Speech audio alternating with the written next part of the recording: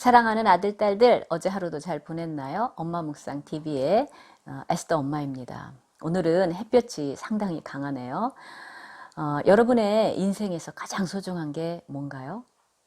만약에 하나님께서 그 소중한 것을 취해 가시면 어떨까요? 정말 끔찍하죠? 에스더 엄마에게는요, 가장 소중한 것이 물론 외적으로는 가족이고 자녀들이에요. 하지만 개인적인 차원에서는 성경 교사에 대한 소명입니다. 대학교 3학년 때 이 소명을 받고 지금까지도 단 한순간도 잊은 적이 없었어요.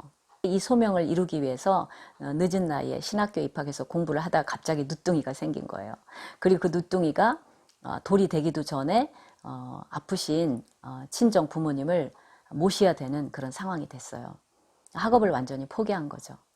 그렇게 되고 나니까 새 아이를 낳고 기르면서도 경험해 보지 못했던 우울증이 찾아와서 정말 힘들었어요. 자, 이 주제와 관련해서 우리가 묵상해 볼 사람이 바로 아브라함이에요. 아브라함은 하나님 앞에 약속을 받았죠. 자손이 엄청나게 많이 번성을 하고 또 그 자손들이 이 땅에 복의 통로가 될 거라는 그 약속을 언약을 통해 받았잖아요. 근데 그 이삭이 어느 정도 성장을 했을 때 또 그 이삭을 그것도 번제로 죽여서 각을 떠서 바치라는 거예요. 자, 아브라함이 얼마나 혼란스러웠겠습니까? 그런데 오늘의 본문인 1절에서 19절을 보면요.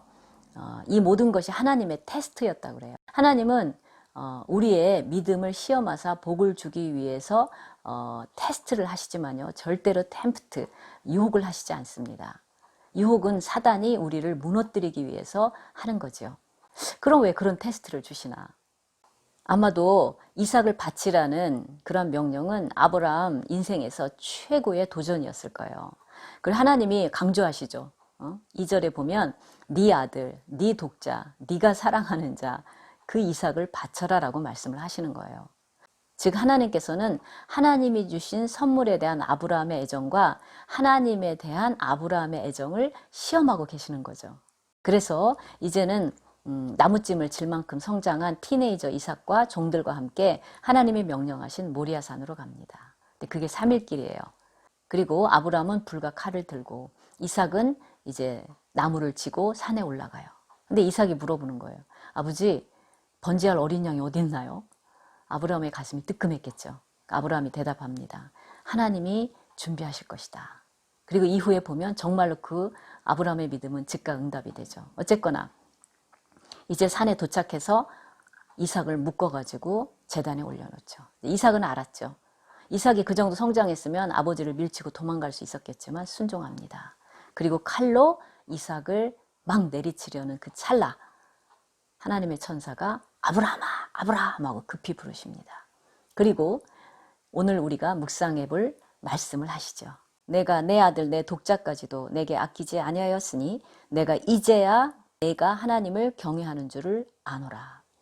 Now I know that you fear God because you have not withheld from me your son, your only son. 여기에서 하나님을 경외하다라는 말은 히브리어로 야레인데요.